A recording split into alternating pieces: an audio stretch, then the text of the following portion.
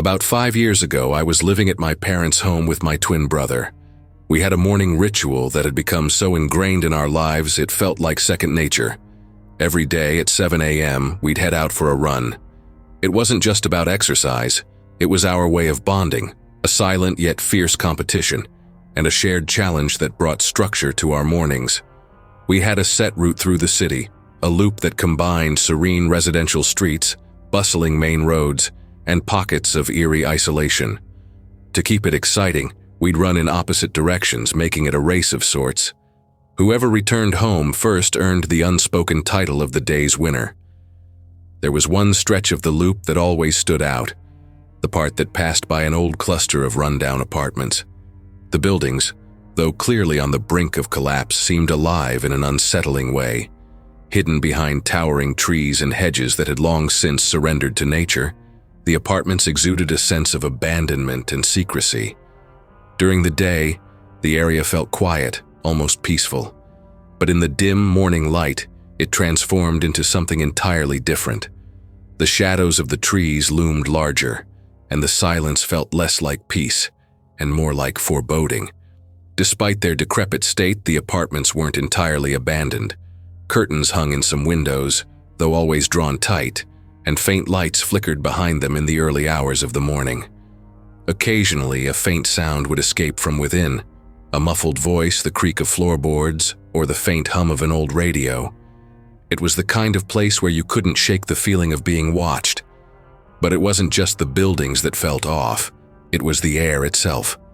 The muffled sounds of the nearby road, usually a comfort, seemed swallowed up by the dense greenery, leaving an unnatural stillness. That morning started no differently from the others. I set out on my run, the rhythm of my sneakers hitting the pavement lulling me into a meditative state. The air was crisp, the kind that stung your lungs but invigorated your senses. I was lost in thought when I reached the stretch near the apartments. That's when it started, a faint, tingling sensation at the back of my neck. At first, I brushed it off as nothing more than paranoia. But as I got closer, the feeling intensified, creeping down my spine like icy fingers. I tried to focus on the path ahead, but I couldn't shake the sense that I wasn't alone. The quiet was too perfect, the kind that made every sound, my breath, the crunch of gravel underfoot feel amplified. Then, out of the corner of my eye, I saw her. She was standing among the trees, partially obscured by the overgrown hedges. At first I thought she might be a shadow, a trick of the dim light and my overactive imagination. But as I slowed my pace, I realized she was real. She was dressed in a white gown, the fabric flowing around her as though it were alive. It wasn't the kind of dress someone would wear casually. It looked old-fashioned, like something from another era. Her long black hair framed her face perfectly, almost too perfectly. But what struck me most were her eyes.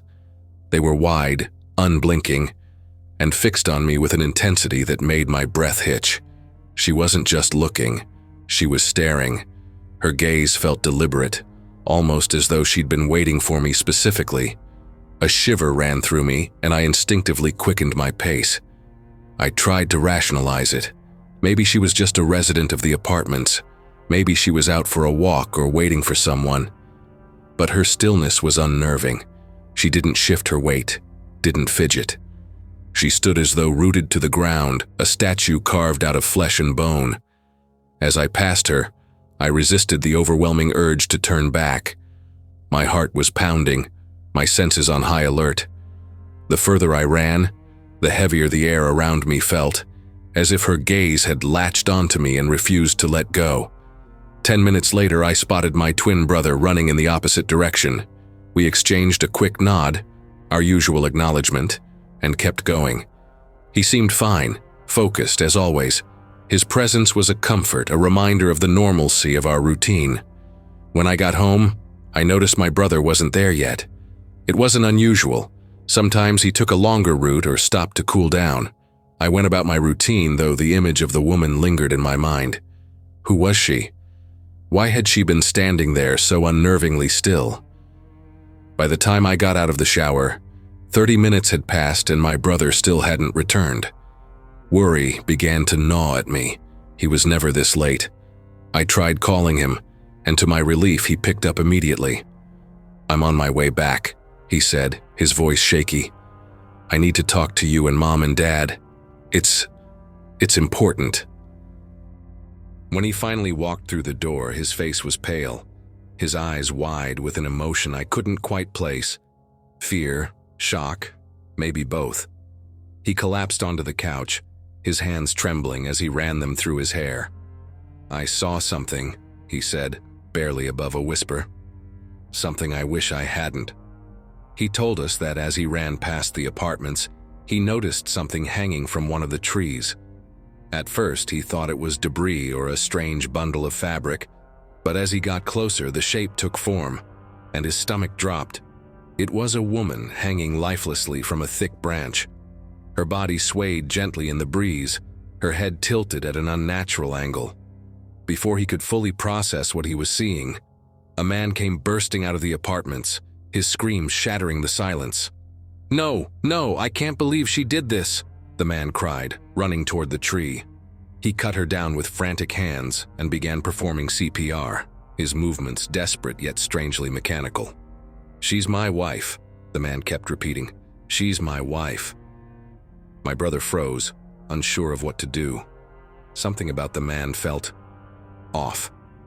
His grief, though raw, seemed rehearsed, like an actor playing a part. The timing of his appearance was too perfect. Had he been watching? Waiting? Shaking off his paralysis, my brother called the police. They arrived quickly, along with an ambulance. My brother gave his statement recounting what he'd seen, but as the officers questioned the man, my brother couldn't shake the feeling that there was more to the story, something darker lurking beneath the surface. That night, I couldn't sleep. The woman's image haunted me, her unblinking stare, the way she seemed to look through me, not at me. Had she been alive when I saw her? Had I unknowingly ignored a silent cry for help? Or had I glimpsed something far beyond my understanding?